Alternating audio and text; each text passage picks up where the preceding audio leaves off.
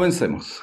El, el tema de enfermedades de madera y radiculares como que ha ido tomando mayor importancia a medida que ha ido pasando el tiempo, que avanzamos en las temporadas.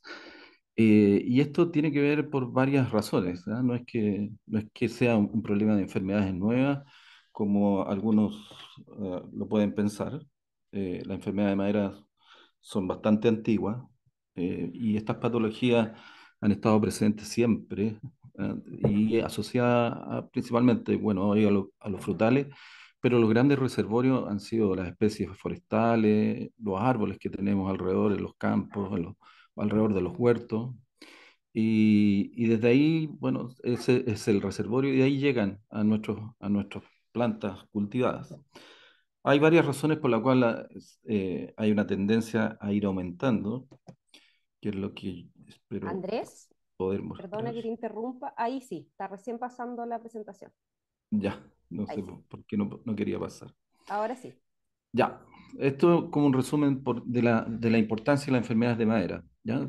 Lo que estaba diciendo que siempre han estado presentes, no siempre han sido prioridad para su estudio. ¿Ya? Y hay varias razones para eso. En primer lugar, los síntomas son poco visibles porque están ocultos, por eso pusimos ese título, la enfermedad es oculta a la vista nuestra, pero no para la planta. Ya sea porque están dañando las raíces o están dañando el interior del árbol. Son lentas en desarrollarse. Esto es relativo, se refiere básicamente cuando lo comparamos con una patología de flores, de fruta, o de hojas, donde la expresión o el progreso de los síntomas es mucho mayor, y mucho más rápido, ¿ya? Entonces, ah, por eso la llamamos lenta. Hay algunas excepciones dentro de los hongos de madera que se manifiestan los daños dentro del mismo año. La mayoría de ellas las vamos a ver en los daños externos después de varias temporadas. Eh, bueno, cuando veamos ejemplos, ahí lo vuelvo a repetir. Los huertos modernos, en general, que hoy en día tenemos, son mucho más susceptibles que los antiguos, donde las plantas de partida eran mucho más grandes, con poca fertilización, había menos labores de poda, y obviamente esperábamos menos rendimiento que lo que se espera hoy en día. Hoy en día queremos que los rendimientos sean lo más alto posible en el menor tiempo posible, y para eso forzamos la planta. Y se usan muchos estimulantes, mucha fertilización, hay una fertilización de lujo a veces, en exceso, que facilita el desarrollo de un patógeno que está dentro de la planta. Cambios de clima influyen, sobre todo las mayores temperaturas y los periodos más prolongados de sequía que vemos durante el verano. Son factores que estresan los árboles. Y el estrés en la planta significa que se va a defender menos o no se va a defender de frentón. Una planta que está estresada no activa sus mecanismos de resistencia, que en algunos casos son bastante activos, bastante eficientes, pero no se van a producir si la planta está sufriendo o está bajo estrés. Podemos estas enfermedades verlas durante toda la vida de la planta, desde el vivero hasta que se termina con el huerto. Y lo que vemos es que estos patógenos crecen profundo dentro de la madera o las raíces, protegidos del ambiente, protegidos de la competencia microbiana, y eso lo hace ser más exitosos que patógenos que crecen sobre la superficie. Y su control obviamente va a ser mucho más difícil que patógenos aéreos. El, este era el título de nuestra presentación, el enemigo oculto, enfermedades ocultas, y lo ilustro con este corte de un árbol en el cual, bueno, obviamente se hizo una incubación del corte, pero lo que estamos viendo es micelio que está creciendo el anillo vascular, en uno de los anillos vasculares de este árbol. Eh, y a eso me refiero con respecto a un enemigo oculto, que eso no se ve a simple vista, obviamente, está muy escondido. Y lo que nos está relatando ese desarrollo es que está usando el sistema vascular para su crecimiento. No usa cualquier parte de la planta. El sistema vascular es rico en movimientos de savia y por lo tanto es el mejor lugar para habitar dentro del árbol para el caso de hongos de madera. Desde allí va a tratar de colonizar el resto de la madera y, y bueno, al final el resultado de eso es que se está obstruyendo el sistema vascular, se va a restringir el movimiento de la savia, tanto la que sube como la que baja, y eso se va a traducir en los problemas que va a tener la planta. ¿Cuáles son? Menor movimiento de agua, menor transporte de nutrientes, obviamente. La planta respira más, tratando de compensar este daño. Va a ser menos fotosíntesis porque llega menos agua a la hoja, al follaje, y el agua es un componente esencial para producir fotosíntesis. Consume sus reservas, afecta el crecimiento. La planta compensa estos daños eliminando flores, eliminando fruta también, que va a afectar la producción. Y la fruta, cuando se llega a producir, obviamente va a ser de menor calidad, menos piernas, como decimos, para viajar y va a afectar la calidad de post cosecha. El huerto también se resiente, la planta se resiente, muere en forma prematura si es que no manejamos la enfermedad para mantener el árbol vivo el mayor tiempo posible y no solamente vivo, sino que además sea productivo. Esto probablemente lo han visto mucho en todas las presentaciones de enfermedades, el típico triángulo de la enfermedad, donde la descripción de una enfermedad es cualquier desviación de lo normal, donde interactúan tres componentes que son el huésped, el patógeno y el medio ambiente. Ahora, eso es lo normal para cualquier enfermedad, pero en nuestro caso, que estamos hablando de enfermedades de raíces o de madera, el medio ambiente prácticamente no cambia. El medio ambiente tiene una gran influencia en el desarrollo de las enfermedades. Nuevamente, enfermedades externas del follaje, pero en el caso de una enfermedad radicular o de madera, el medio ambiente tiene bien baja influencia, porque la planta internamente no tiene grandes modificaciones de medio ambiente. Si hace mucho calor, bueno, el agua que circula por el sistema vascular refrigera el tronco, refrigera los tallos. Entonces el medio ambiente en el interior de la planta se mantiene más o menos estable. Entonces, medio ambiente no podemos modificarlo, ¿ya? Y lo único que podemos hacer cuando se trata de enfermedades de madera es actuar sobre el patógeno y algo sobre el huésped. El huésped no lo podemos cambiar. El tema de uso de variedades resistentes es muy limitado.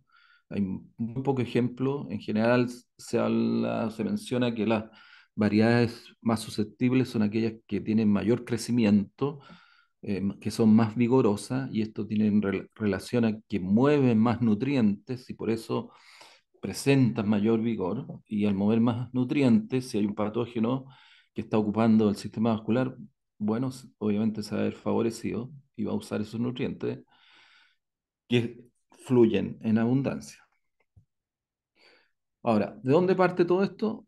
Parte del inóculo. ¿Ah? Aquí no hay generación espontánea, las plantas se enferman porque en algún momento llegó un patógeno. La forma de llegar, el- la semilla de la enfermedad, nosotros le vamos a llamar inóculo. El inóculo puede tener diferentes tipos de inóculo. Normalmente en el caso del hongo hablamos de espora, en el caso de las bacterias de la célula bacteriana, en el virus las partículas virales, en el nemato son los individuos.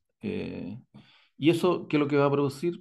La enfermedad. Entonces, el patógeno, o como lo describimos, es un organismo que para completar su ciclo de vida debe crecer y desarrollarse a expensas de la planta, causando una enfermedad. ¿Ya? Y eso obviamente ocurre dentro de la planta. Y el proceso de infección es colonización y reproducción de un patógeno, se conoce como patogénesis. Entonces, el proceso de colonización del interior de la planta le vamos a llamar patogénesis, y la planta en general tiene desventajas ya que están muy expuestas, inmóviles y facilitando la infección. Ahora, las plantas han generado o tienen mecanismos de defensa contra la infección, ya sea que son permanentes o en respuesta a un proceso infectivo. Las permanentes, en el caso de un árbol, es la corteza, ¿ya? Y la corteza es una tremenda barrera para un patógeno de madera, ¿ya? Porque no es fácil de colonizar. La madera, la corteza está compuesta de células muertas, suber, que y por lo tanto no hay nutrientes disponibles para estos patógenos. Pero nosotros violamos esas defensas con nuestras prácticas culturales. Y ahí entran los grupos de patógenos que tienen mayores facilidades para ingresar o no dentro de la planta. Como grupo de patógenos vamos a hablar de hongos, ahí dice verdadero, ¿eh? Porque diferenciamos los hongos, lo que llaman a hongos, no existen los hongos falsos, ¿ya? Pero todos los homicotas, donde está Phytophthora, Bremia, Plasmopara, Peronospora, no corresponden que estén agrupados dentro del filum de los hongos, o el reino de los hongos, perdón. Ellos son parte de otro reino, están emparentados a las algas y no corresponde que lo estemos incluyendo dentro de los hongos. Entonces, por eso hablo de hongos verdaderos. Algas, grupos con similitud a los hongos, ahí están las fitópteras, por ejemplo, ¿ya? Están las bacterias con parecelular y los fitoplasmas, que han perdido su parecelular. Están los virus y viroides. eh, los viroides perdieron la cápsula proteica y solamente es un genoma, ADN o ARN, y obviamente los nematos que producen daño por sí mismos o son vectores de otras enfermedades. Veamos qué tenemos en bacterias. Bacterias, como se describe ahí, son organismos unicelulares. El DNA no está organizado dentro de un núcleo, ¿ah? Está suelto dentro del citoplasma. Eh, todas las bacterias tienen un solo cromosoma. ¿Ya? Tienen la mayoría de las que afectan plantas, tienen forma de bastón, como la que se muestra aquí en la foto, y se reproducen por simple fisión. Se dividen en dos. Alrededor de 100 especies son fitopatógenas de plantas. Patógenas de plantas. Ahora, dentro de los organelos que tiene una bacteria, quiero hacer notar los plasmidios, ¿ya? Porque hay enfermedades que se producen exclusivamente por la presencia de estos plasmidios. ¿Y qué es lo que es un plasmidio? Es un trozo de ADN, ¿ya? Independiente del ADN nuclear o del cromosoma de la bacteria. Los plasmidios se pueden dividir por su cuenta, se pueden traspasar a otra bacteria del mismo género, de la misma especie o de otras especies. Incluso hay algunos que pueden traspasarse de una bacteria a una planta y produciendo una transformación genética en el vegetal, producto del movimiento de ADN microbiano a un vegetal, como vamos a ver en la siguiente diapositiva. Bueno, las bacterias pertenecen al reino Procaryotae. No quiero gastar mucho tiempo en esto porque es un poco confuso siempre hablar de la taxonomía, pero sí detenerme en que dentro de la división Gracili Cutes hay dos familias importantes que vamos a ver a continuación, que es la familia Pseudomonaceae, donde está Ralstonia, Xanthomonas, Rizobacter, entre otras, y bueno, y Pseudomonas, por supuesto y la familia Rhizobaceae, donde está Agrobacterium, ¿ya? Los Rhizobium siempre lo hemos considerado, se consideran organismos benéficos para la planta por soporte de nitrógeno, pero por ejemplo, como son tan cercanos al Agrobacterium le puede traspasar fácilmente su plásmido, los plásmidos, y por lo tanto Rhizobium también se podría transformar en una especie de patógeno, actuando similar a un Agrobacterium.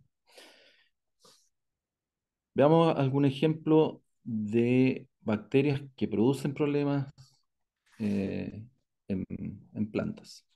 Las bacterias que causan enfermedades en plantas son, en primer lugar, está Pseudomonas, Ralstonia.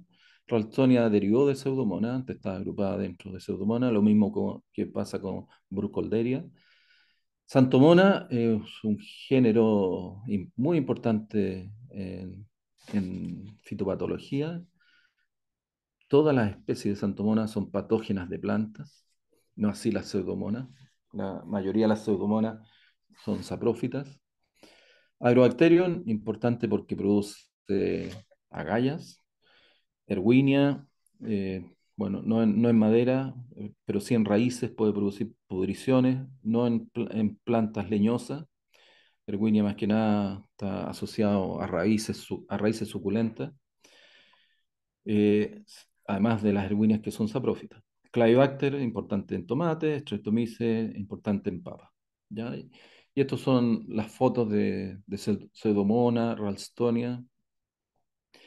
Esta corresponde a Santomonas, si se fijan, un solo flagelo.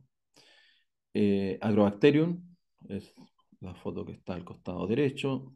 Erwinia, parecida a Agrobacterium, pero con una cantidad de silos periféricos, por eso le llaman que es un perítrico muy abundante. Clavibacter sin ningún flagelo. Y Streptomyces que tiene un crecimiento similar a un hongo, pero es una bacteria. Ya. Veamos la primera bacteria que nos produce problemas en frutales, Agrobacterium. Especies, hay muchas, pero las más importantes para nosotros son Rhizógenes, Ruby y Tumefaciens y Vitis. Cuatro bacterias. Rhizógenes que produce una proliferación de raíces, Agrobacterium ruby que ataca frambuesa, arándanos, mora, Tumefaciens que ataca todos los frutales de hoja ancha, y Agrobacterium vitis que es específica de la vid. ¿Ya? Eh, Estas bacterias, estos agrobacterium, producen un problema a nivel de radicular y a nivel de cuello que conocemos como agalla del cuello, producida por Agrobacterium tumefaciens. Pero les vuelvo a insistir, no es solo Agrobacterium tumefaciens el que puede inducir tumores en las plantas, ya que la causa del tumor es el plásmido que porta la bacteria, y ese plásmido se lo puede traspasar a otra bacteria, por ejemplo, un Rhizobium, y ese Rhizobium posteriormente le puede traspasar el plásmido a la planta y comenzar a generar el tumor. Entonces, Agrobacterium, ¿por qué normalmente lo nombramos en primer lugar? Porque esta bacteria tiene especial habilidad para detectar la herida en una raíz o en el cuello de la planta. Y por lo tanto sigue gradientes de nutrientes. Y a través de esos gradientes logra encontrar la herida, a- adherirse a la superficie de la planta y generar lo que posteriormente conocemos como el tumor, ¿no? Los tumores pueden ser bastante voluminosos, ¿no? Del tamaño de una pelota de fútbol en algunos casos. Depende mucho del tamaño de acuerdo al huésped. Y estos agallas muchas veces terminan pudriéndose, eh, y generando un problema, obviamente, de calidad de la planta, sobre todo en vivero, ¿ya? Y además de que consume energía, o sea, esa galla para desarrollarse está consumiendo energía que la planta podría estar destinando a un mejor desarrollo. Ahora, yo dije dos cosas importantes en, eh, cuando, cuando hablé sobre la patogénesis y el desarrollo de la enfermedad. Uno, que la agrobacteria tiene habilidad para seguir gradientes de nutrientes. Y además, para seguir ese gradiente de nutrientes, tiene que nadar. O sea, la bacteria necesita una película de agua para llegar hasta la raíz que está enferma. Entonces, son dos cosas que uno podría de alguna forma manejar, que es evitar la producción de heridas en la planta, y si es que hay que hacer heridas en las raíces, bueno, que no haya una película de agua para que las bacterias que pueden estar presentes en el suelo naden hasta hacia esa herida. De esa manera vamos a tener menos problemas de agallas. El proceso de infección, como les decía, es que la bacteria llega a la célula huésped, se fija a través de estas microfibrillas que secreta la bacteria, y después genera este tubo, un PIL que se llama, que básicamente perfora la célula huésped, y a través de ese tubito migra el plásmido. uno de los tipos de plásmidos que puede portar la bacteria. Ese plásmido, que es inductor de tumores, se le llama plásmido TI. ¿Ya? Ese plásmido es el que migra a través de este tubo, viaja a través del citoplasma de la célula huésped, se mete dentro del núcleo y entra a modificar algunos de los cromosomas de la célula del huésped. De ahí, o sea, este ejemplo de patología no es el clásico de lo que nosotros definimos como una enfermedad. O sea, los patógenos, o la definición de patógenos. Los patógenos son organismos que viven dentro de la planta o a expensas de la planta, causándole un daño que tiene efectos permanentes o visibles. Esa es la definición. En este caso, la bacteria se queda fuera de la planta, ¿ah? No ingresa a la planta. Lo que ingresa a la planta es un trozo de ADN que porta la bacteria, pero nunca va a ingresar la planta en el caso de Agrobacterium tumefaciens. Una diferencia al respecto es Agrobacterium vitis y Agrobacterium rubi, que son sistémicas. Ellas sí pueden entrar al interior de la planta y moverse por el sistema vascular, y de hecho, dentro de Agrobacterium vitis eh, se pueden encontrar agallas aéreas a lo largo del tallo principal, que incluso llegan hasta arriba, hasta la parte superior de la planta. Pero en el caso de Agrobacterium tumefaciens jamás entra, siempre se queda afuera. Ahora, ¿qué ventaja tiene para la bacteria que ingrese este trozo de ADN y que ingrese este plásmido TI?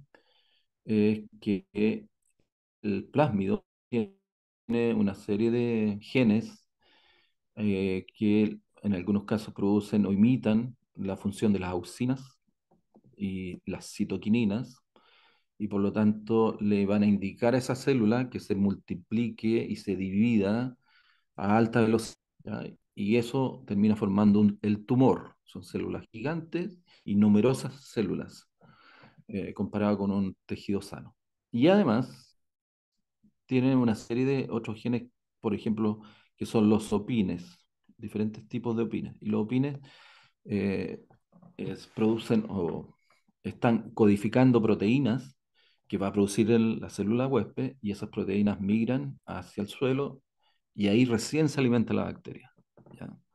La bacteria por sí misma no es capaz de producir sus propias proteínas para alimentarse de ellas. Las tiene que producir la planta. Bueno, ese es el proceso de Agrobacterium, el tema de la galla, una enfermedad radicular, que en algunos casos puede ser aérea. Control no hay. Una vez que la planta se agalló, así va a morir. Y lo único que podemos hacer es tratar de evitar que las bacterias que se van a empezar a multiplicar fuera de la galla no lleguen a formar nuevas agallas, y para eso control de la herida y control del agua, ¿ya? Los excesos de humedad van a contribuir a que la bacteria pueda nadar hacia la planta y comenzar un nuevo proceso de patogénesis. Cambiamos de bacteria y nos vamos a pseudomonas. Las pseudomonas, todas las pseudomonas tienen estas formas de bacilos y tienen flagelos polares. Un polo solamente presenta múltiples flagelos, y por lo tanto todas las bacterias que tienen flagelos pueden nadar. Pseudomonas pueden nadar siempre y cuando haya agua libre. Hay muchas especies de pseudomonas. La mayoría de ellas no causan problemas a las plantas. Incluso hay algunas que se usan para control biológico. eh, y las pseudomonas pueden habitar en muchos lugares: suelo, agua, planta, animales. Las que son de interés para nosotros, principalmente en las pseudomonas syringae, en frutales. La pseudomonas syringae está asociada al ciclo del agua. Por lo tanto, uno encuentra Pseudomonas syringae en las nubes, en los cristales de hielo, de los granizos, en los cursos de agua, en el río, en la agua subterránea, en el rocío que cae sobre la planta. Entonces, las plantas están constantemente presionadas con Pseudomonas syringae. Dentro de Pseudomonas syringae hay alrededor de unos 60, más de 60 patoares, que lo que es un patoar es una variante patológica que le da especificidad a ese individuo para colonizar un determinado huésped. Y el patoar que más nos importa a a nosotros en frutales, bueno, aquí hay fotos de Pseudomonas syringae, aquí hay distintos patoares. Patoares, obviamente está el patoar syringae, está el patoar fascioli, el patoar lacrimans, entonces son patoares que tienen preferencia por distintos huéspedes. Yo les decía que el que más nos interesa desde el punto de vista de fruticultura es el patoar siringue. Pseudomonas syringae, patoar siringue. Porque es el principal causante del cáncer bacterial, del tizón de la flor, tizón de flores, en pomáceas, en arándanos. Y en el caso del cáncer bacterial, no solamente en cerezos, sino que también en todos los prunos, ¿ah? Donde produce el mayor daño. Y aquí el daño va a ser en la madera, ¿ya? Los reservorios de bacterias para Pseudomonas syringae normalmente están asociadas a las yemas enfermas, que es el principal reservorio invernal. Es importante señalar que durante el invierno, y aquí vamos sacando pautas de manejo, durante el invierno, inviernos fríos, ¿ya? No inviernos moderados como los que tiene Perú, sino los inviernos fríos de la zona central o sur de Chile, las poblaciones de bacterias prácticamente desaparecen y el reservorio que queda es el que está en la yema. Entonces, estar haciendo aplicaciones durante todo el invierno no tiene sentido. Si las bacterias quedan atrapadas dentro de la yema y los productos que usamos no tienen acceso al interior de la yema, ya sea biológico, químico o antibiótico, no van a entrar al interior de la yema, entonces no hay contacto con la bacteria para irla eliminando durante el invierno. Sin embargo, muchos huertos aplican durante el invierno y en forma frecuente, ¿ya? Y para lo único que sirve eso es para ir generando un aumento de la concentración de cobre en el ambiente, sobre todo en el suelo, y eso trae consecuencias respecto a la actividad microbiana que se requiere en el suelo para mineralizar varios nutrientes. El siguiente punto, el siguiente reservorio más importante son los cancros. Los cancros, particularmente los que se formaron la temporada anterior, los cancros activos, ¿ya? Esos son reservorios y por eso dentro de las prácticas de manejo en frutales está la eliminación de cancros, eh, que es es una terapia común. Antes se hacía raspando hasta llegar a madera sana. Hoy en día existen productos biológicos que siguen colonizando el tejido malo y por lo tanto compiten y eliminan a las pseudomonas syringae, ¿ya? Pero el trabajo de cancro hay que hacerlo porque si no se van profundizando y eventualmente pueden hasta llegar a quebrar el tallo. Después tenemos bacterias que están dentro del árbol. Las pseudomonas, las bacterias son sistémicas debajo de la corteza. Su sistema se mueve por el floema del último anillo que se formó o del anillo que está en formación. Las bacterias no profundizan dentro del árbol. Las bacterias no se alimentan de celulosa. Esta y otras bacterias que afectan plantas. Las bacterias consumen azúcares y por lo tanto se van a mover dentro del floema del último anillo en formación, es decir, justo debajo de la corteza. Eso es importante porque nos va a ayudar a diferenciar esta patología de otros patógenos de madera que realmente colonizan madera. Los hongos pueden usar la celulosa, la lignina, la hemicelulosa para alimentarse, pero las bacterias no lo van a usar. Como infecciones latentes también, en yemas o en tejidos en forma asintomática durante primavera y verano. Esto ya es mucho menor. Los anteriores sí son importantes, muy importantes. Como epifita en la superficie de la planta. Siempre hay pseudomonas siringue sobre la planta. Eh, Salvo las lagunas de invierno, inviernos fríos, como las que están ocurriendo en la zona central de Chile, tenemos inviernos que amanece con escarcha, ya ahí desaparecen las bacterias.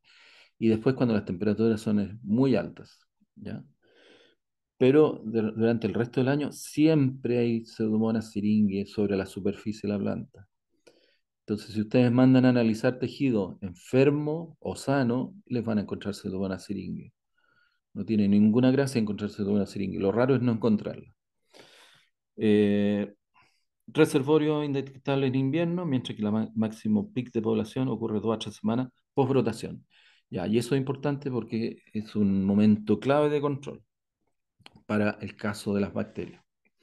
Las bacterias, ¿cómo ingresan a la planta? Por heridas naturales, que pueden ser la brotación, la caída de hojas, granizo, heladas, daños de insectos o incluso partiduras de la corteza por estos golpes de riego que a veces ocurren. Las más importantes son las infecciones de caída de hoja y de yema hinchada. Y aquí muestro el resultado de la infección de caída de hoja. El resultado de la infección en ese momento es que la bacteria ingresa durante el otoño, coloniza la yema o las yemas, y cuando viene la brotación en primavera, estas yemas no responden, están muertas, con o sin goma. Lo normal es que tengan goma, pero no es obligación que haya goma.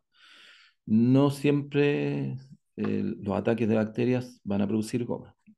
La goma es un mecanismo de respuesta de la planta hacia el ataque de un organismo extraño, que en este caso es la bacteria, pero no es sinónimo de bacteria, ¿ya? Aquellos árboles que están produciendo goma no significa que tienen Pseudomonas syringae. Pueden tener perfectamente un patógeno o pueden haber tenido un daño físico. Incluso es más, porque muchos reconocen como cáncer bacterial la presencia de goma. Entonces, llegan a un huerto, ven goma, dicen, ah, están con cáncer bacterial, vamos aplicando antibióticos, cores, y cosas que no solucionan el problema. La enfermedad que más produce goma no es una bacteria, es un hongo de las raíces, y que lo vamos a ver más adelante. Y bueno, el siguiente punto más importante es la infección de yema hinchada, ¿ya? Y aquí lo que vamos a ver es que las yemas alcanzan a dilatarse, algo trabajan, después se mueren. Y puede o no haber goma. Entonces, son dos puntos críticos que no pueden fallar el control. La- el control de caída de hoja y el control de yema hinchada. Ahora, eso ocurre con los frutales mayores, los prunos en general, y en particular el cerezo. Pero tenemos ejemplos donde el arándano no hay infecciones a caída de hoja. Y eso tiene mucho que ver con cómo cae esa hoja, si la hoja cae cicatrizada o no. En el caso de los cerezos es común apurar la caída de hoja, acelerar la caída de hoja.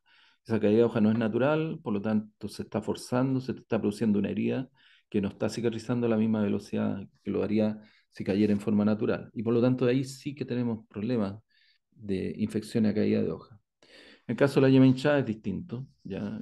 Coincide con una época en que van subiendo las temperaturas, hay lluvias, lo normal es que hayan lluvias, y si no hay lluvia no vamos a tener bacterias. Y la planta se activa y las bacterias que se cobijaron durante el invierno, bueno, ahora tienen acceso a un tejido que está creciendo y ofreciéndole alimento. Por lo tanto, también es importante ese control de yema hinchada. Yema hinchada, cuando empiezan a hinchar, no hay que esperar a que tengan botón verde, no, tiene que ser temprano.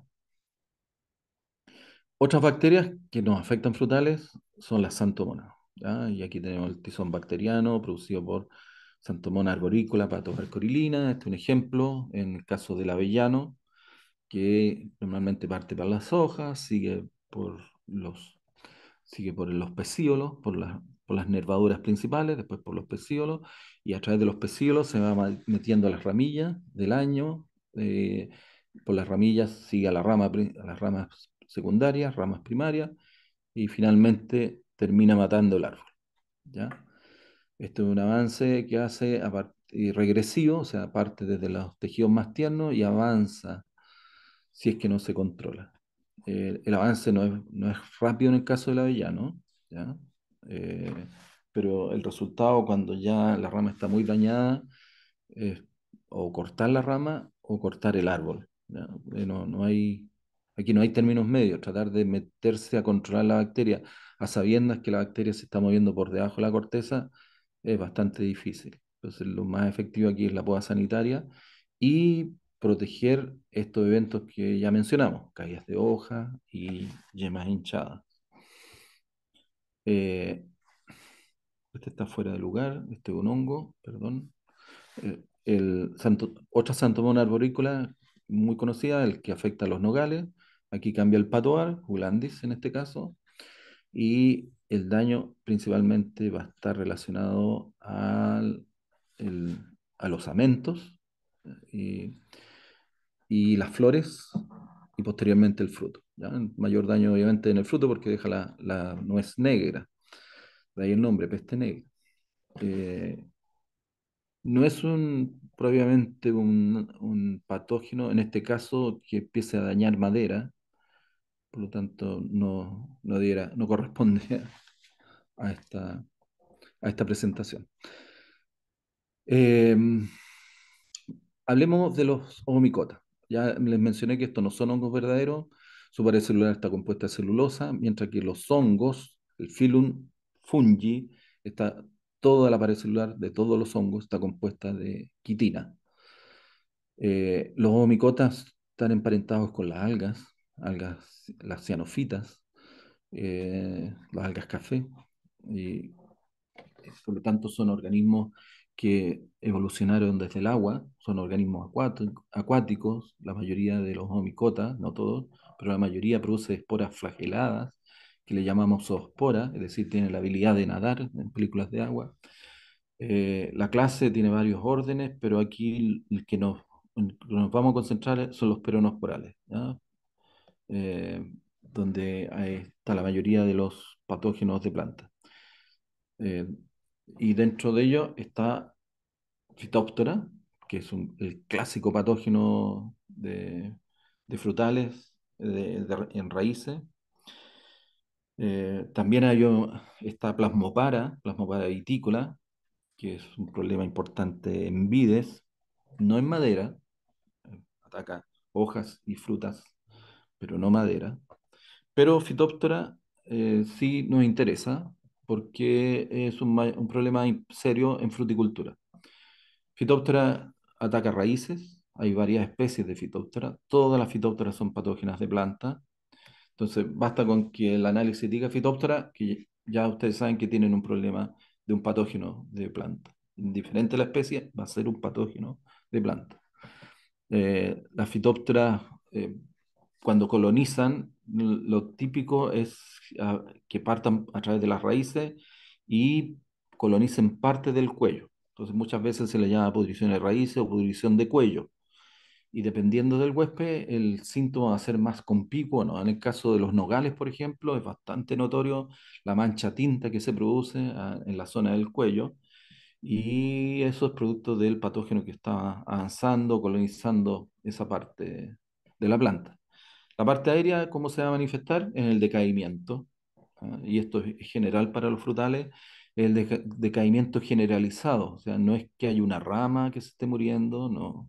Aquí todo el árbol empieza a decaer, empieza a volverse clorótico, empieza a perder sus hojas. Y ahí, cuando ustedes, cada vez que vean un árbol decaído, con todas sus ramas al mismo tiempo decayendo, el problema está en el cuello o está en las raíces, ¿ya? No está en la parte aérea. Entonces, el análisis tiene que ser en esos lugares.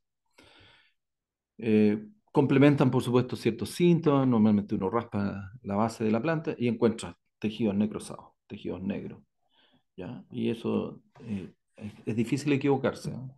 Cuando uno ve este tipo de daño, de que no sea Phytophthora. El diagnóstico normalmente siempre es bien asertivo. La necrosis puede extenderse a lo largo del tallo, no va a llegar nunca a la parte superior de la planta, pero sí puede subir fácilmente unos 50, 60 centímetros sobre el nivel del suelo. Dependiendo de la especie, del vigor de la especie, como la planta sigue moviendo savia o parte de la raíz o savia que se devuelve, se forma este color negro. Phytophthora no tiene ese color, Phytophthora es hialino, es transparente. ¿Ya? El color negro es la oxidación de la savia y que nosotros le vamos a llamar tinta en algunos casos. Eh, ¿Qué se hace normalmente en Phytophthora? Lo vamos a reforzar después, es cuidar el agua. ¿Ya? Los excesos de agua es el vehículo que tiene este patógeno para llegar a la planta. Así que todo el manejo va apuntando a eso, además de algunos fungicidas que se pueden usar, pero el principal es el manejo del agua.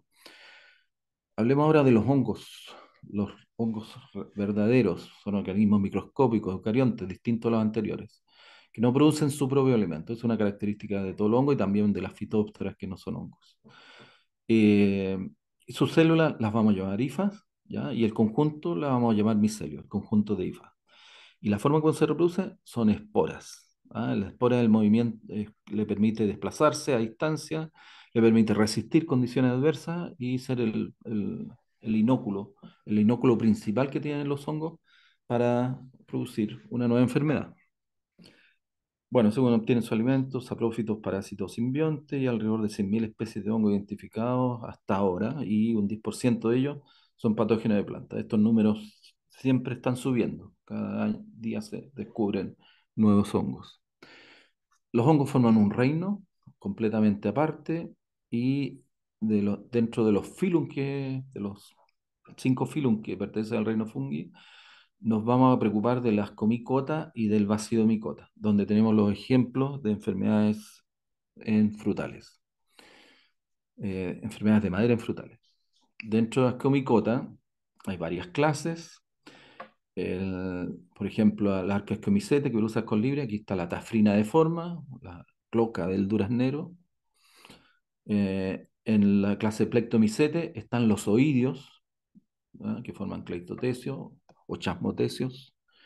Todos los oidios pertenecen a esta clase, también son importantes, ambos son importantes en fruticultura, pero no afectan madera, así que no vamos a hablar sobre ellos. Estos de acá abajo sí son problemas en madera, especialmente los pirionomicetes que producen pseudotesio y los lóculos ascomicetes que producen peritesio. La diferencia entre ambos es que la estructura la forma del huésped, en el caso del pseudotesio, la planta, por ejemplo, la venturia, la sana del manzano, o el peritesio, la estructura la forma el mismo hongo. ¿Ya? Y aquí sí que están la mayoría de los hongos de madera, en la clase de lóculos ascomicetes.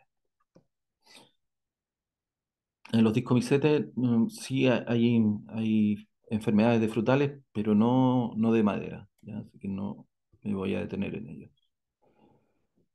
Voy a presentar una serie de ejemplos eh, y, y en la descripción de estos ejemplos vamos a ir sacando conclusiones o manejos que es importante tener en cuenta para el tema de los hongos de madera.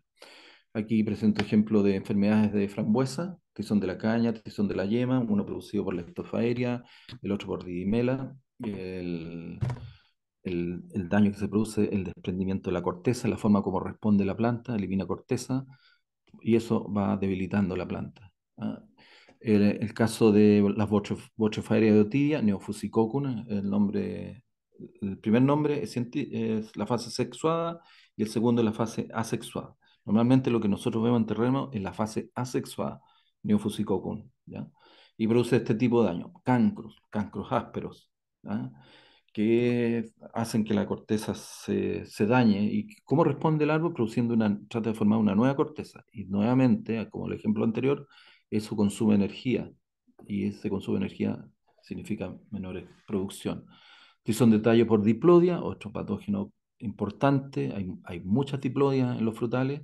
En este caso, el ejemplo es en avellano, diplodia corili, pero también puede ser diplodia mutila, ¿no? El que esté afectando a este caso el avellano, que produce una muerte de ramillas muy parecida a Santomona, y generalmente las confunden.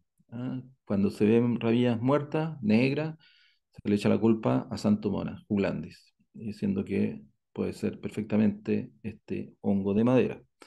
La diferencia va a estar en el interior de la madera. ¿Ah? Acuérdense que les dije, las bacterias no colonizan el interior de la madera. Los hongos sí pueden, porque tienen la maquinaria enzimática para desdoblar la celulosa, la hemicelulosa, la lignina.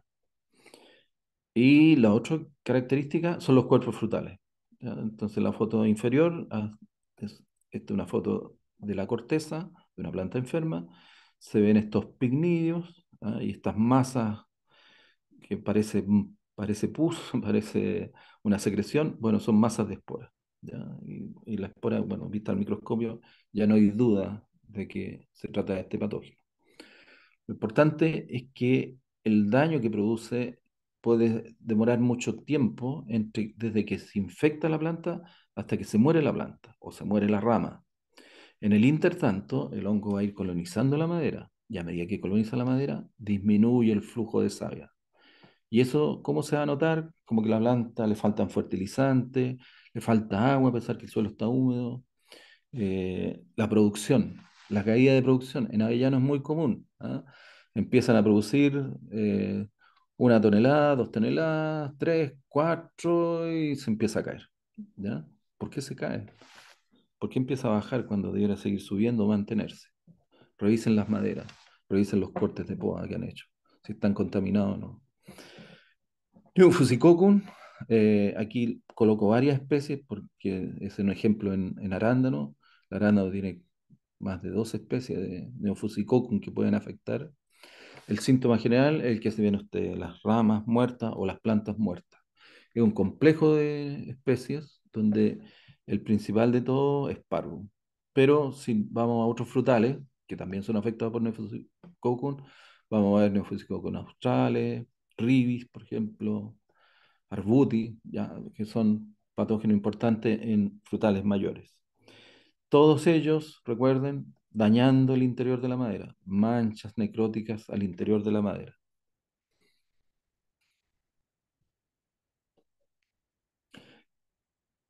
Este es el ciclo de Neofusicocum en general.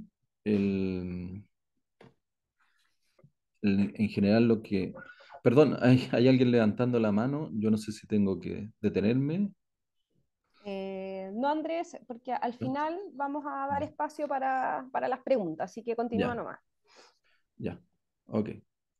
Ya se están aburriendo. Eh, el ciclo de Neofusicocum es similar a, por ejemplo, a lo que tenemos en las zonas más al norte o en Perú, que es la Diplodia, que es, ellas buscan una herida para poder ingresar. Las esporas vuelan, ingresan al interior de la planta, necrosan la madera, matan una rama o matan la planta, y sobre los tejidos muertos, eso es importante, porque va a ser parte del manejo, sobre los tejidos muertos, el hongo recién va a esporular. Mientras no mate el tejido, no va a esporular. El hongo va a aprovechar de crecer en su estado vegetativo, porque requiere mucha energía para producir los cuerpos frutales. Entonces, los cuerpos frutales que pueden ser los pignidios o peritecios, peritecios en invierno, pignidios en primavera, verano, otoño, son los que van a volver a producir el inóculo, las esporas, que si encuentran otra herida de poda, se vuelve a repetir el ciclo. Y aquí señalo lo más importante, la herida de poda. La herida de poda va a ser la principal puerta de ingreso a estas patologías. Mm, ya.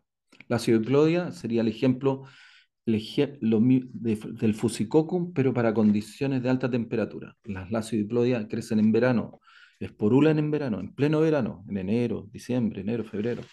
En cambio, los fusicocum esporulan en invierno, en otoño. ¿No? Empiezan a esporular después de las primeras lluvias de mayo, junio, julio, están esporulando. ¿Ya? Entonces, y ambas pertenecen a la familia de las Botryophaerias. Entonces, nunca ustedes hablen de Botryophaeria o acepten que alguien les diga es una Botryophaeria, pero ¿cuál de todas?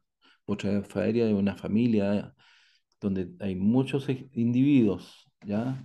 Hay muchos géneros que componen esa familia y estos géneros tienen diferentes comportamientos y diferentes requerimientos.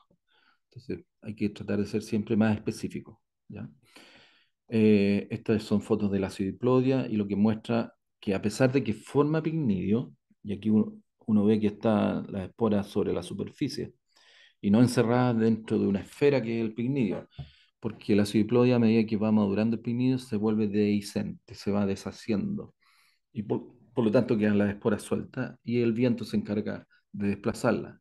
En cambio, Fusicocum mantiene el pignidio cerrado y solamente se abre cuando está mojado, o sea, requiere lluvias, agua libre. Lo mismo pasa con Phomopsis, Phomopsis vaccini en este caso, Phomopsis, puede ser Phomopsis mali, fuera una planta de manzano. El patógeno afecta la madera, tallos nuevos, produce una necrosis. Cuando mata la rama o mata la planta, ahí recién va a esporular. Las esporas se van a ir produciendo a lo largo del tallo, el tallo muerto. ¿Ah? Estas son diferentes fotos de tallos muertos. Se ven estos pequeños puntitos negros que corresponden a los pignidios. Incluso algunos de estos pignidios están esporulando, están saliendo las esporas, que se ven de un color más claro. Esas esporas se van a diseminar, pueden llegar a la fruta y dañar la fruta. Y aquí tenemos un ejemplo de hongo de madera que daña fruta y especialmente en la post cosecha. Esa fruta queda contaminada en la pre cosecha, pero va a viajar con el hongo después que haya sido cosechada y se va a manifestar en la post cosecha a través de fruta deshidratada. También tenemos el ejemplo de este hongo que puede dañar hojas, ser un patógeno foliar. ¿Ya? Y estos son los síntomas, que son anillos concéntricos que se producen en el follaje. Eh, bueno, a esto me refería que esta ramilla está llena de pignidio, cada uno de esos puntitos de un pignidio, aquí está el pignidio, y esto blanco es el cirro de espora. Ese cirro de espora sale del pignidio cuando se moja. Y después el viento y la lluvia se encarga de diseminarlo. Si cae sobre un fruto, no va a producir micelio, nunca lo van a clasificar como pudrición por hongo, pero en destino va a llegar deshidratado.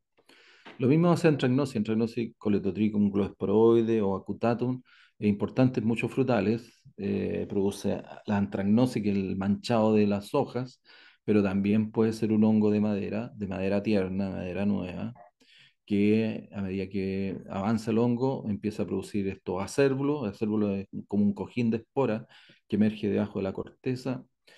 Estas esporas pueden ser arrastradas por la lluvia, caer sobre el fruto y este fruto en post cosecha se va a empezar a deshidratar y va a romper, le van a empezar a aparecer acérbulos en la superficie y esos acérbulos están llenos de esporas y deja la fruta totalmente imposible de comercializar. Entonces, nuevamente, producimos daño, el hongo produce daño en hoja, ese es el aviso que ustedes tienen, daño en la hoja, la identificación correcta, fíjense aquí no hay anillos concéntricos, pero sí se ven los acérbulos sobre la hoja, y eso hay que controlarlo, no por el daño en la hoja, ¿ah? Que puede ser marginal, sino por el daño que puede hacer en la fruta, que sí es importante porque va a producir rechazo y en destino, donde es más caro, donde más duele. Botrytis cinerea lo consideramos un patógeno de flores, fruta, pero puede seguir avanzando sobre la madera. ¿Ya? Normalmente cuando se daña el ramillete floral, el hongo sigue avanzando sobre la madera que está verde aún y la puede secar incluso y generar esclerosio, que son estas estructuras de color negro, que es micelio compacto y le permite resistir condiciones adversas. El principal daño obviamente es en las flores. Pero este daño, que podría parecer secundario, es importante porque cuando se forma el esclerosio, no hay forma de controlar el esclerosio con productos químicos, con fungicidas. Los fungicidas no controlan el esclerosio. Toda la superficie del esclerosio son células muertas, entonces no se pueden matar dos veces. El interior está vivo, ¿ya? Así que los esclerosios se controlan con fuego o con control biológico. Por ejemplo, los tricodermas pueden colonizar los esclerosios. Esto es lo mismo, Botrytis, que entró por el corte de poda, ¿ya? Transformándose en un patógeno de madera y produciendo este acebrado de los tallos, que es una característica de este hongo. Y con esclerosis que están en formación, y además de la esporulación que se ve. Otro formador de pignidios, en forma muy abundante, que se hizo por ahí una consulta, corresponde a la citospora, el nombre correcto científico es leucocitospora, pero la mayoría lo conocemos o hablamos de citospora. Ya, las citosporas son hongos de madera que cuando secan la planta, secan la rama, ahí recién empiezan a producir los pignidios, que son muy abundantes. Cada uno de estos puntitos negros es un pignidio. En su interior puede contener hasta 2 millones de esporas. Por lo tanto, la cantidad de esporas que puede generar un trozo pequeño, relativamente pequeño, de madera infectada y espurulando es enorme. Y si ustedes quieren manejar esta enfermedad, lo primero es eliminar las fuentes de inoculos, que son las ramas y los árboles muertos por este hongo. Si no se eliminan, que es lo normal, ¿ah? Lo normal que uno ve en los huertos, que permanecen árboles muertos, incluso por varios años, bueno, nunca van a terminar de controlar la enfermedad. El hongo ingresa a la planta por heridas, principalmente heridas de poda, y produce este típico síntoma de rayos de bicicleta o abanicos, ¿ya? El, pero el mayor daño, obviamente, es a lo largo del árbol, ¿no? La necrosis. Cuando estos cuerpos frutales están maduros y llueve, aparece el cirrus. El cirrus es un conjunto de esporas que está comprimido dentro del pignidio. Y como les decía, aquí en estos cirrus pueden llegar a haber hasta 2 millones de esporas. Este gel se va a mantener, va a proteger las esporas. Si no hay suficiente lluvia, se va a deshidratar el gel y va a quedar de un color negro. Va a pasar de color rojizo a un color negro. Entonces, en pleno verano, estas esporas siguen vivas, esperando una lluvia. Entonces, si cae una lluvia de verano, lo suficientemente abundante, este gel se deshace, las esporas quedan sueltas y el viento las disemina. Si justo en ese momento hay una herida de poda o de otro tipo, se va a infectar. Algo parecido a Cecalofaeria, que también para producir los peritecios, aquí no hay picnidio. Calofaeria es solamente fase sexuada, no hay fase asexuada. Calofaeria produce peritecios, coronas de peritecios, bajo la corteza, y esto a medida que maduran van liberando sus esporas, y el viento se encarga de diseminarla. La necrosis que produce el interior de la madera es muy distinta a la anterior, es completamente irregular y con tonos más o menos rojizos. Los peritecios se forman debajo de la corteza, rompen, generalmente están bajo una lenticela o si no van a romper la corteza. Aquí no hay cirrus, no hay formación de cirrus, sino que a medida que estos peritecios maduran van soltando sus esporas y el viento es la encargada de diseminar. Otro ejemplo de nectria, diseminada principalmente por lluvias. Aquí no hay peritecios ni pignidios, estos son coremios, cinemas o coremias. El cinema coremio es como un manojo de flores, pero en este caso es un manojo de conidióforos, de estructuras que soportan conidias. Y esto rosado o blanquecino que ustedes ven, que irrumpe por debajo de la corteza, es la presión de este manojo de esporas de conidias que rompe la epidermis o sale por las lenticelas y la lluvia ahora se encarga de la diseminación. Importante en pomáceas y en algunos prunos como el cerezo.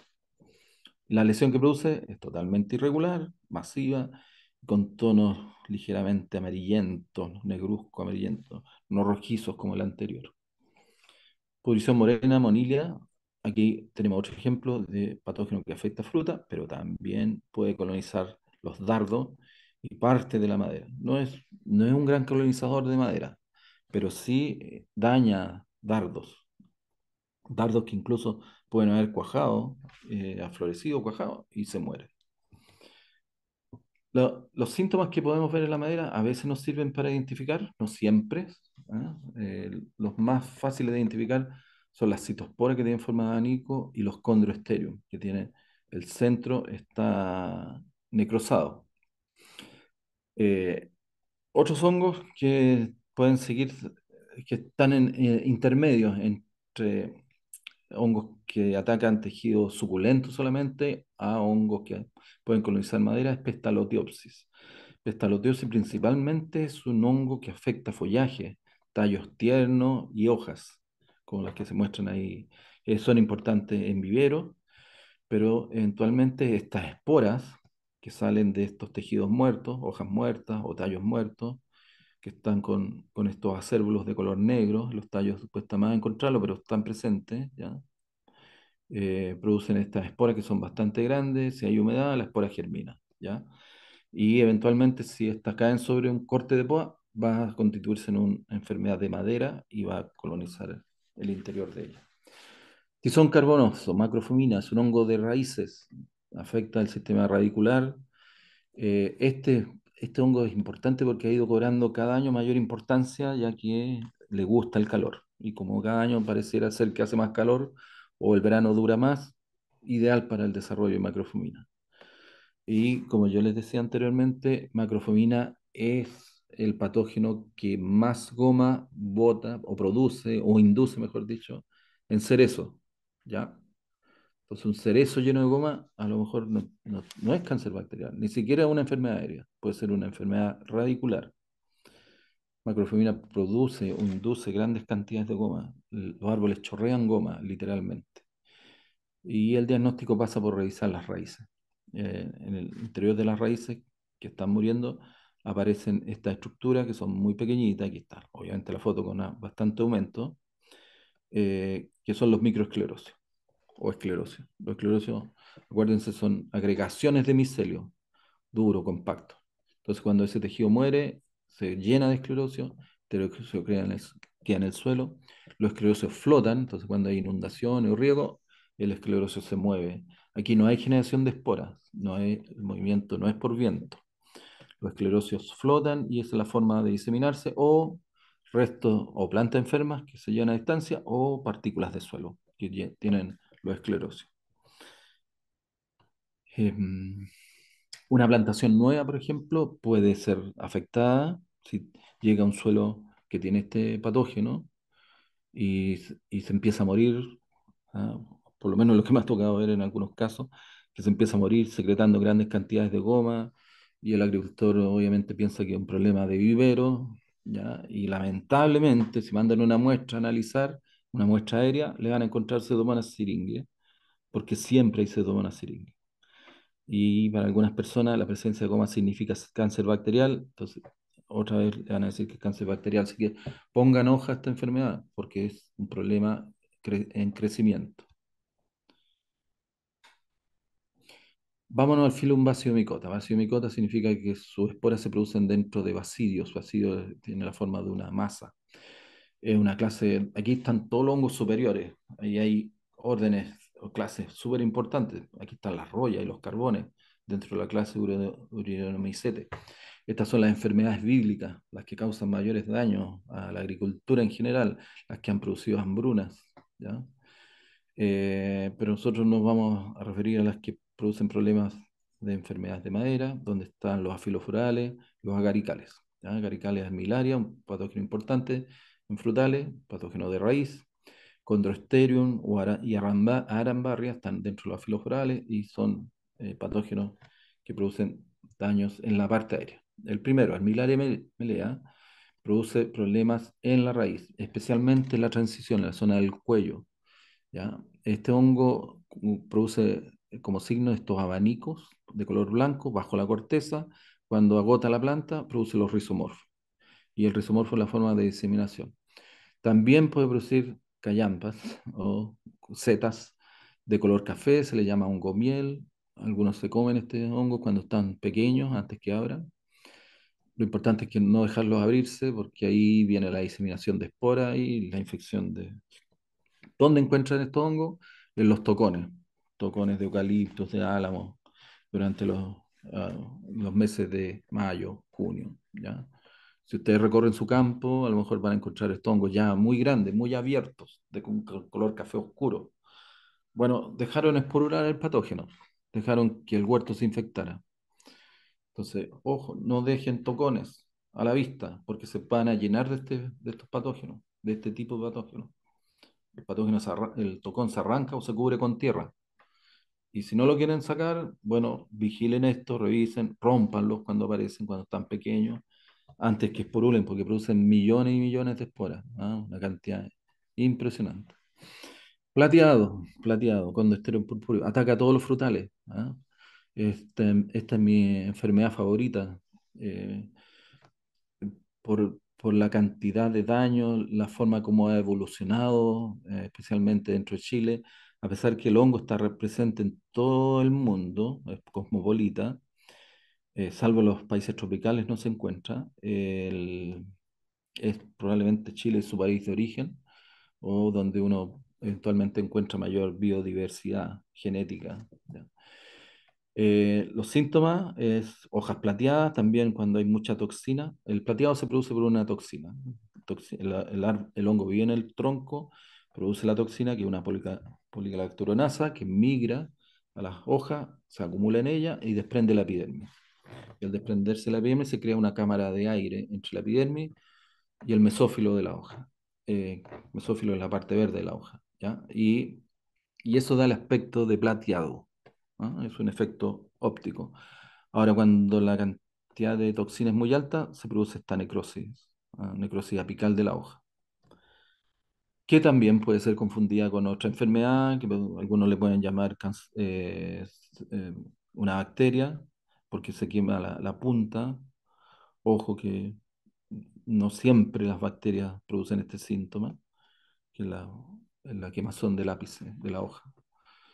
Bueno, la pérdida de epidermis es la característica, fácil de diagnosticar, basta raspar con la uña y uno desprende con facilidad la epidermis. El principal síntoma está en el xilema, la colonización del xilema, los anillos necróticos que después se juntan, colonizan hacia el centro y dan una lesión centrada. Esta es la típica lesión de condroisterio. Hay variaciones dependiendo del ángulo de crecimiento del árbol y la altura donde se corta la rama, pero esta es la típica, el centro completamente café. En Chile se ha reportado en muchas especies, con mayor frecuencia, arándano, manzano, cerezo, ciruelos, duraznos, nectarines. Frecuencia moderada, lo encontramos almendro, peral, y menos frecuente, avellano, castaño, frambueso, no sé yo, kiwi. ¿Ya? Y hay muchos huéspedes que no son frutales, ¿no? Entonces, estos árboles los encontramos en todas partes, abedules, álamos, encino, eucalipto. Entonces, es fácil que tengamos fuentes de inóculo cerca si es que el árbol está muerto. No, no todos los árboles tienen plateado. Los árboles que tienen plateado son los que van a ir decayendo. Entonces, es bueno tener árboles, pero árboles sanos alrededor del huerto. De lo contrario, si los dejamos morir, como en este caso, esta es una foto de arándano, si los dejamos morir, se va a producir el cuerpo frutal. El cuerpo frutal es rosado o púrpura, de ahí el nombre, Chondroichtherium purpureum.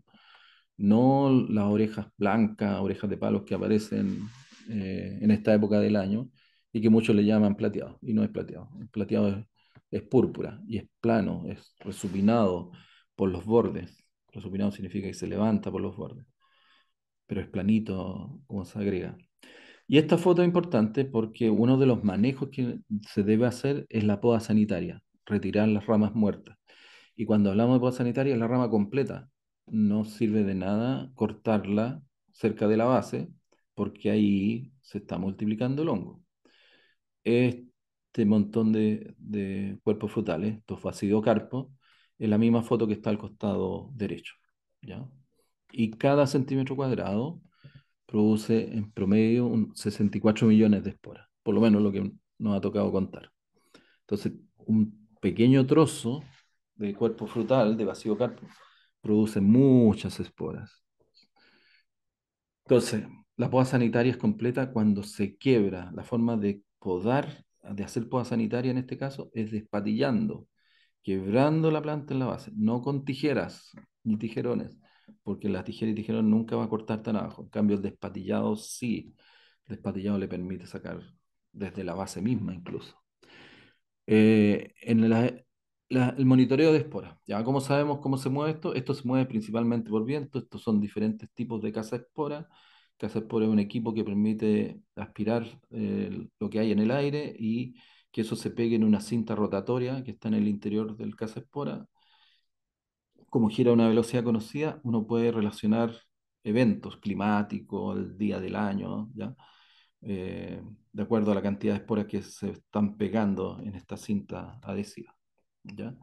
Entonces, las fuentes de producción son los cuerpos frutales que aparecen en tejido muerto, que logró matar el hongo. La espora, una vez que aterriza sobre un tejido susceptible, que podría ser corte de una poda, germina de inmediato, ¿ya? Es muy rápido. Por eso, dentro del manejo, vamos a hablar de que la protección de las heridas tiene que ser de inmediato, ¿ya? No para el día siguiente. No sirve aquí al día siguiente.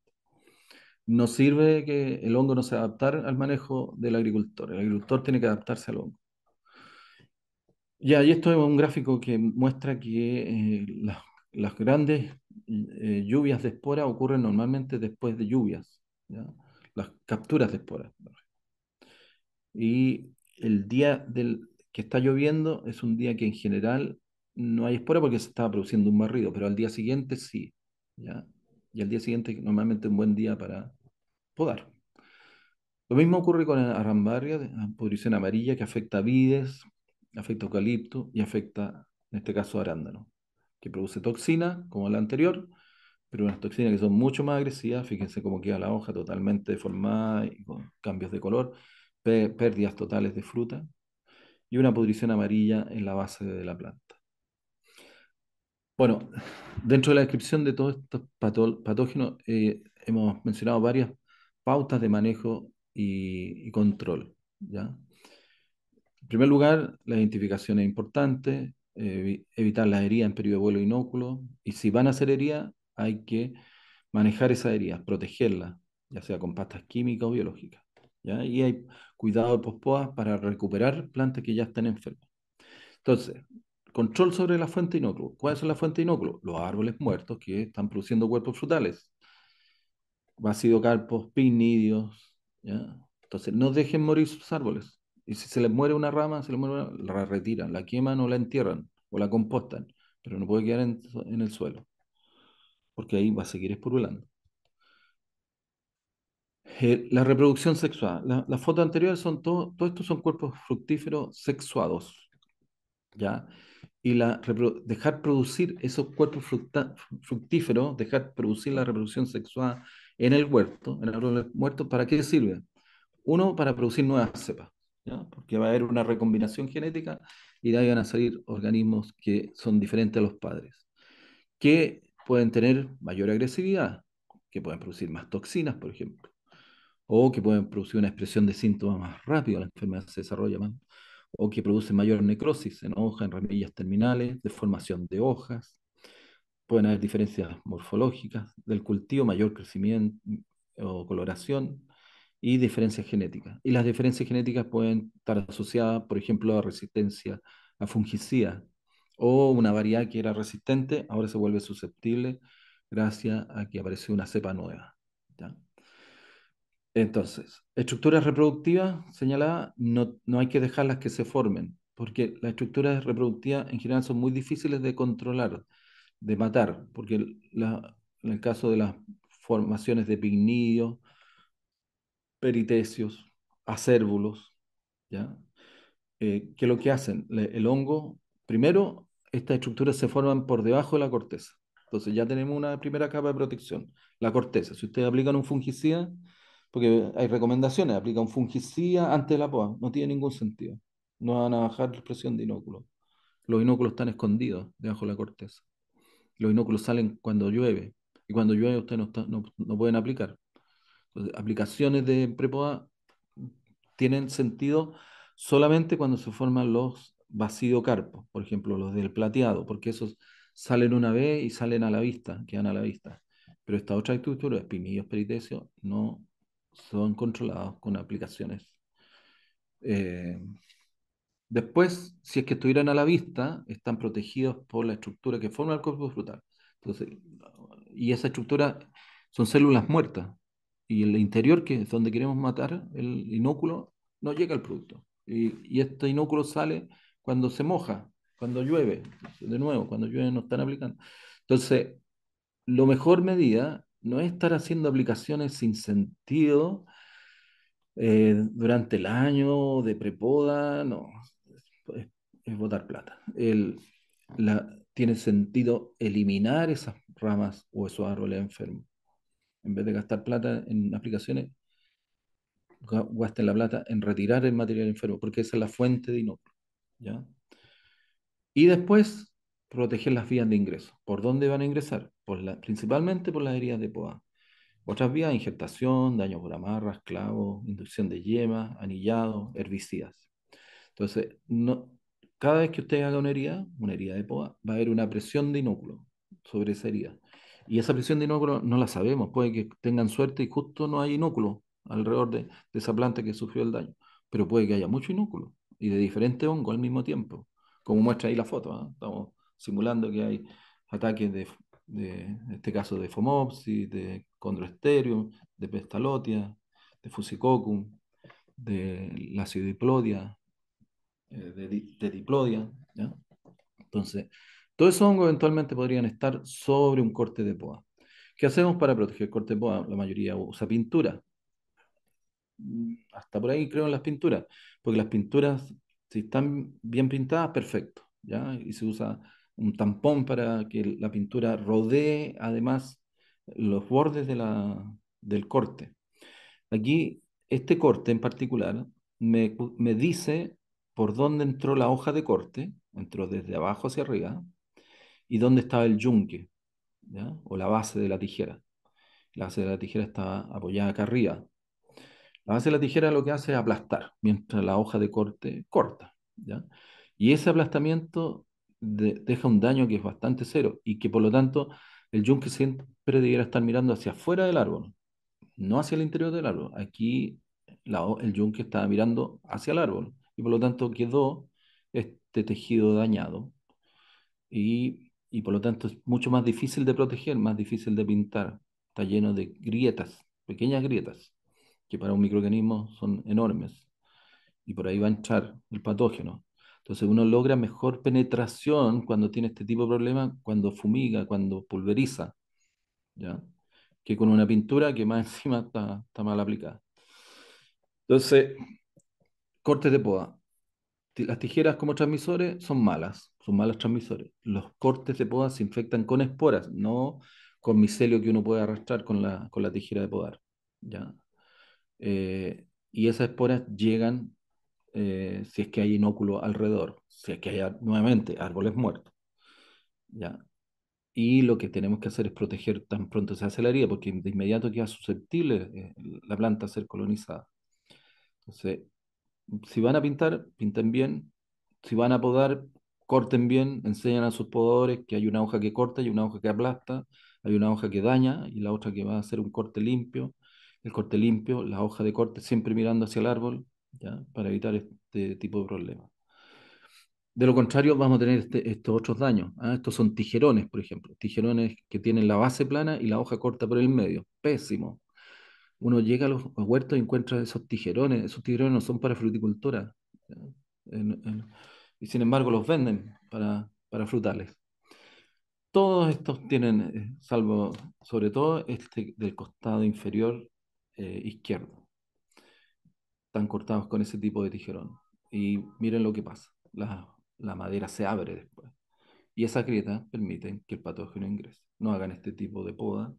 Hay agricultores que dicen que no, que lo hacen y no tienen ningún problema. Bueno, afortunado ellos, pues no tenían inóculo al momento que hicieron esas tremendas heridas. Pero no es el caso de la mayoría, donde sí se produce una infección por mucho que lo pinten. ¿Ah? Infecciones del injerto, esto es para los viveristas. Importante proteger, algunos se acostumbraron a proteger solo con la cinta plástica. Bueno, no es suficiente, ¿ya? Enceren, ¿ya? Para no tener este tipo de problemas. Lo mismo se hacen injertaciones en huerto, enceren. Los injertos de púa hay que encerarlos, de lo contrario queda accesible. No basta con la pintura, acuérdense, las pinturas tienen un efecto reducido y cuando ustedes están renovando un huerto con un tronco grueso, eso se puede demorar incluso más de un mes en cicatrizar. Y los fungicidas que lleva la pintura no duran un mes, duran lo mismo que lo que dura cuando ustedes aplican sobre el follaje. Otro tipo de heridas, las cosechadoras mecánicas, ¿ya? Que hacen este raspón. Y además, si pasan a llevar una rama enferma, bueno, la siguiente la van a infectar, ¿ya? Porque, ahí sí que hay transmisión y muy eficiente, ¿ah? Eh, las máquinas cosecheras. Otras formas de transmitir, de abrir puertas, son las incisiones para producir yemas laterales, las heridas por anillado, los alambres sin proteger, las heridas de insecto, en este caso del tebo en manzano. Bueno, al final, ¿cuál es el resultado? Los árboles están debilitados, germinan, parte de la temporada muy bien, brotan y a poco andar se quedan. Y cuando uno los abre, ve que hay una necrosis interna. Si los dejamos, vamos a tener estos ejemplos que ya mencioné, esporulaciones. Los podas sanitarias hay que retirarlas del huerto. Y aquí tenemos un pésimo manejo donde el agricultor, si se fijan, todos los árboles están manchados. Todos tienen hongos de madera, todos estos troncos, y algunos en forma bastante severa. Incluso estos que están acá abajo ya están empezando a producir cuerpos frutales. ¿Ya? ¿Para qué decir en el interior, donde está más protegido? Y detrás, un huerto de manzano. Mm, ¿Qué le espera a ese pobre manzano? Que se infecte. ¿Ya? Entonces, las podas sanitarias no pueden quedar en terreno. No pueden quedar los árboles muertos en terreno. Aquí otro ejemplo. Huerto comercial, planta muerta, esa misma rama que ven acá, tres patógenos al mismo tiempo. La parte superior tiene Phomopsis, en la parte media hay Diplodia, en la parte baja hay Fusicoccus. ¿Ah? Los tres hongos importantes para fruticultura, importantes patógenos de frutales, compitiendo por la pobre rama. Ya, esto es lo que yo les mencionaba con respecto a podas sanitarias. En el caso de los frutales menores, cuando tiene una rama que está muriendo, se despatilla. Y que lo que logran con eso es que sale la planta desde la base misma, desde la corona, y sale la corona dañada. Entonces no usen tijera y tijerones, a manito nomás, para evitar este problema. ¿Ya? Este se cortó con tijera, poda sanitaria también, dejaron el tocón, y el tocón se llenó de esporas. Herida en la madera es el principal punto de ingreso y aquí viene todo el tema de cómo vamos a proteger la poda. ¿Ya? Todas las podas deben ser protegidas, no importa que se hagan en verano, porque hoy en día ya tenemos patógenos que se mueven en verano. ¿Para qué hablar en Perú, donde el principal patógeno, que es la acidiploide, que ataca palto, el vides, arándano? Bueno, esporula en verano. Y Chile ya no está libre de la acidiploide, ¿no? En Chile ya entró la acidiploide y se ha encontrado hasta la séptima región, hasta el Maule. Ya. Entonces, esos hongos esporulan en verano. Entonces, antes hablábamos, las podas de verano son sanas. No, no, cuidado, que igual podemos tener un patógeno que las puede infectar. Si van a usar pinturas, pinten bien, no como estos ejemplos, convencionales o biológicas, las dos funcionan bien si están bien hechas, las biológicas funcionan muy bien, sobre todo si lloran los cortes, complementen con pulverización, químico o biológico también, ¿ya? Eh, yo diría al revés, pulvericen y complementen si quieren con pintura, pero el pulverizado tiene mejor penetración, sobre todo cuando hay errores de poda, ¿ya? Y errores de falta de pintura. Y incluyan quitosano como cicatrizante. El quitosano forma una biopelícula, no deja que crezcan microorganismos sobre las heridas y hace que la cicatriz se demore menos en producirse. Podas severas son más propensas a infectarse. ¿Por qué? Porque vamos llegando más cerca a la corona, entonces hay menos tiempo para reaccionar. Planta en activo crecimiento, que se da, por ejemplo, bajo invernadero o en Perú, que están siempre creciendo, van a llorar, lloran savia. Hay, bueno, y las podas tardías también, vides que se podan tarde, lloran mucho. Los frutales en general lloran si se podan tarde y hay poco follaje. En tales casos se puede dejar un tirasavia. ¿Qué es lo que es un tirasavia? Es una rama que se deja sin podar para que la savia se mueva por esa rama y no salga a través de los cortes. Porque si sale a través de los cortes va a empujar todo lo que ustedes apliquen, ya sea pintura o pulverización. Control de vivero. Conocer el vivero, cómo se maneja, revisen las plantas, revisen los canip, los cortes de poda. No pueden estar negros. Si están negros, sospechoso que tenga un hongo de madera adentro. Nuestras en el retiro de plantas, ¿ya? Seleccione el momento de plantar porque van a hacer daño, ¿ya? Y revisen el injerto como punto de ingreso de patógeno.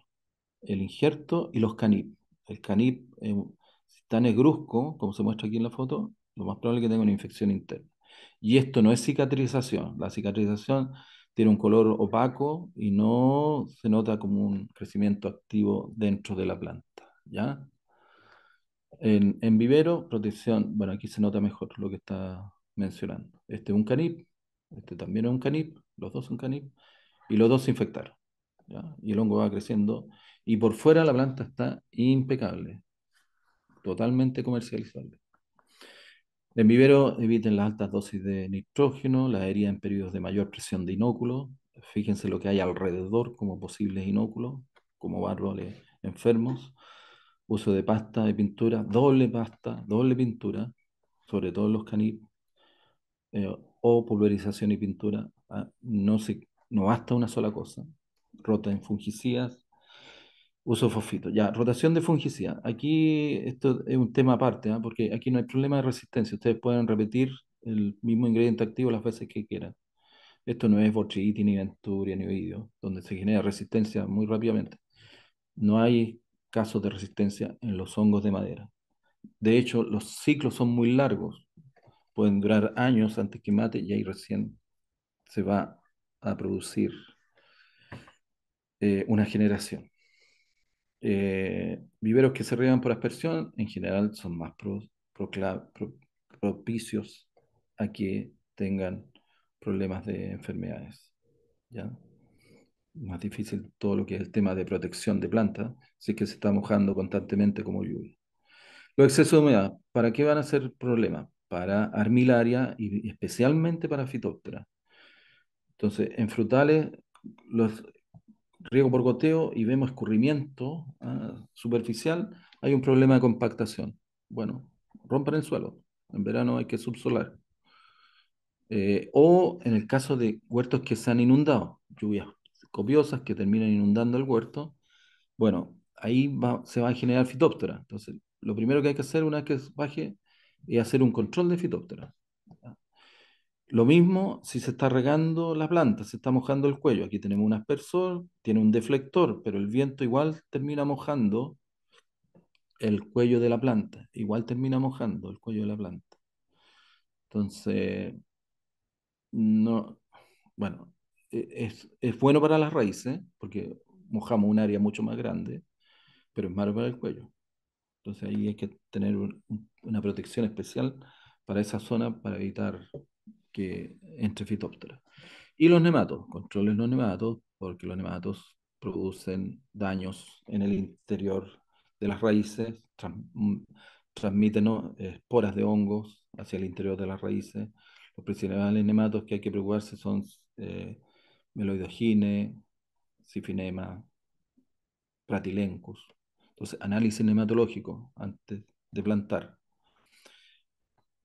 Y recuerden que mientras haya anillos vasculares sanos, es posible salvar la planta, ¿ya? Porque la mayor cantidad de nutrientes se mueve por los últimos anillos, no por los anillos centrales, sino que por los anillos de la temporada y el anillo de la temporada anterior. Por ahí se mueve la mayor cantidad de savia. Si esos anillos están sanos, aunque el resto esté enfermo, van a tener una producción aceptable. ¿Podemos usar fungicida? Sí, los hongos de madera son bien susceptibles a los distintos fungicidas. Los ditiocarbamatos, que son productos bien antiguos, las cheulurinas, con mayor razón, que son sistémicas y se pueden mover. Los imidazoles, que es de contacto, los por lo tanto, anilopirimidinas, ciprovinil, que son sistémicos. Los esteroles, que son sistémicos, no tan sistémicos como los anteriores, como el anterior o especialmente las tribulurinas, pero sí son buenos para proteger cortes de poda, igual que los imidazoles, proteger cortes de poda. Las carboximidas son sistémicas, también nos sirven para controlar enfermedades de madera. El imidaxazol, por ejemplo, es muy sistémico, se usa mucho para proteger heridas de poda o podas, especialmente en Perú. Los benzimidazoles, antiguos, pero muy efectivos para estos hongos de madera. Y no hay problema de crear resistencia si se usa en forma continua. Ahora, ¿por qué es tan difícil su control? Por lo que dije al principio, porque estos patógenos están escondidos y atravesar la corteza no es fácil, porque impide el ingreso de productos. Y los cuerpos fructíferos están protegidos. Así que vuelvo a insistir, eliminen las maderas muertas. Y esto es un resumen de esta larga presentación. Espero que no se me hayan aburrido. Veo que la asistencia sigue siendo buena. Cumplí el tiempo y como resumen, diagnostiquen siempre cuál es el patógeno que está produciendo el problema. No lo confundan con otros, especialmente hongos de madera o hongos de raíces. control sobre las plantas de vivero, porque lamentablemente te venden plantas ya enfermas con hongos de madera y no se ven externamente los síntomas. Hay que entrar a abrir, identificar la fuente de inóculo, que normalmente son los árboles muertos que están dentro del huerto. Protejan los periodos críticos o de susceptibilidad del huésped, eviten los excesos de humedad, pensando en fitóptera o en enfermedades radiculares, analicen los suelos por presencia de nematos fitoparásitos, sobre todo fíjense en la presencia de meloidogine, pratilenco y sifenema. Hay más, pero esos son como los más importantes. Pinten las ramas principales para evitar daño por sol, porque se produce un cracking de la corteza y por ahí también pueden entrar los hongos de madera. Protejan las heridas después de la poda u otra herida en la madera, una herida importante. Y si van a usar pintura, complementen con pulverizaciones. Y si no van a usar pintura, bueno, pulvericen. De todas maneras, pulvericen, porque eso también ayuda a complementar, penetra mejor, llega a más lugares y complementa los errores del pintado. Y prevención. Prevención y prevención es la mejor práctica de manejo para evitar este grupo de patógenos. Muchas gracias por su atención y disponible si es que hay alguna pregunta.